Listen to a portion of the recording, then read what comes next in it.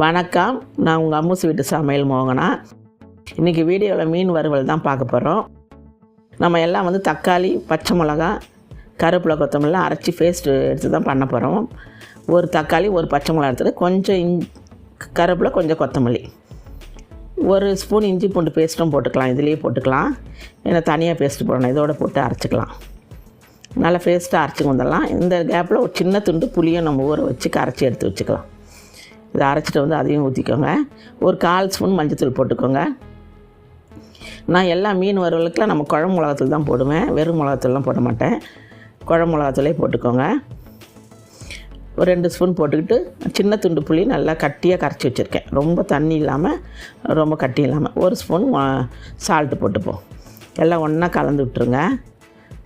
நல்லா கலந்துட்டு, ஏன்னா கலர் நம்ம வெறும் மிளகாத்தூள்லாம் போட்டால் தான் உங்களுக்கு கலர் வரும்.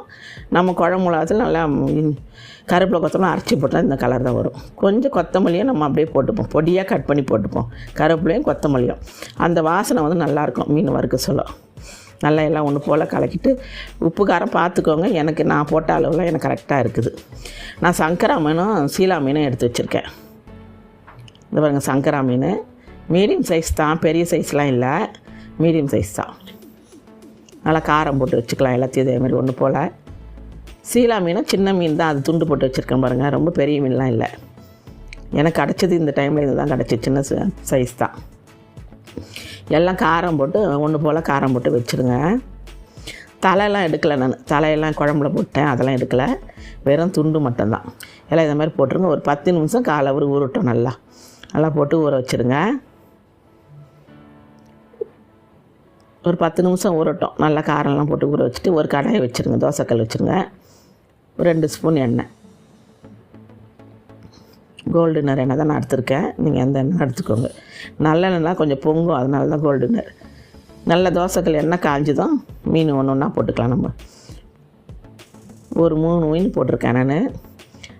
நல்லா ஆயிலில் வைக்க வேணாம், மீடியம் ஃப்ளேமில் வைங்க. கொஞ்சம் 1 ஸ்பூன் ஆயில் போடலாம். நான் கருவேப்பிலை மேலே போடலை, நான் ஏற்கனவே போட்டதுனால போடலை, போட்டு பிசைந்ததுனால இதில் போடலை நான். அப்படி லைட்டாக திருப்பி விடுங்க. இந்த மீன் வறுவல் நல்லா டேஸ்ட்டாக இருக்கும். நீங்கள் ஒரு டைம் செஞ்சு பார்த்தீங்களா உங்களுக்கு தெரியும். எண்ணெய் நான் கொஞ்சம் கூட தான் ஊற்றிருக்கேன். உங்களுக்கு வேணான்னா நீங்கள் கம்மியாக ஊற்றிக்கோங்க. ஏன்னா மீன் நல்லா ஒட்டாமல், தோசைக்கல்ல ஒட்டாமல் வரும். எண்ணெய் கொஞ்சம் நம்ம கூட ஊற்றினா. இந்த அளவுக்கு செவக்க எடுத்துருங்க, போதும். இந்த அளவுக்கு செவந்தால் போதும். எடுத்துகிட்டு அடுத்து நம்ம சீலா மீனை வறுத்துடலாம். சீலா மீனை இதேமாதிரி ஒரு துண்டாக போடுங்க. காரம் நல்லா ஊறி இருக்கும். இப்போ உங்களுக்கு நம்ம புளி தண்ணி ஊற்றினா தான் எப்போவுமே மீன் வறுவலுக்கு டேஸ்ட் நல்லாயிருக்கும். லெமன் புழிஞ்சால் கூட நம்மளுக்கு அந்த புளி தண்ணி ஊற்றுறப்போ டேஸ்ட் நல்லாயிருக்கும். ஒரு டைம் நீங்கள் செஞ்சு பாருங்கள். புளி தண்ணி ஊற்றி இதற்கு நீங்கள் செய்யலைன்னா செய்யுங்க. நான் கருவேப்பிலை கொஞ்சம் நிறைய இருக்கிறதுனால எக்ஸ்ட்ரா மேலேயும் போட்டு விட்றேன் நான். அந்த வாசனை நல்லாயிருக்கும்னு சொல்லிட்டு போடுறேன் நான். ஏன்னா துண்டு மீன் தான் வறுக்கிறோம் இல்லைங்களா, அதில் கொஞ்சம் நல்லாயிருக்கும். அந்த கருவேப்பிலை முறுன்னு வந்ததும் நல்லாயிருக்கும்.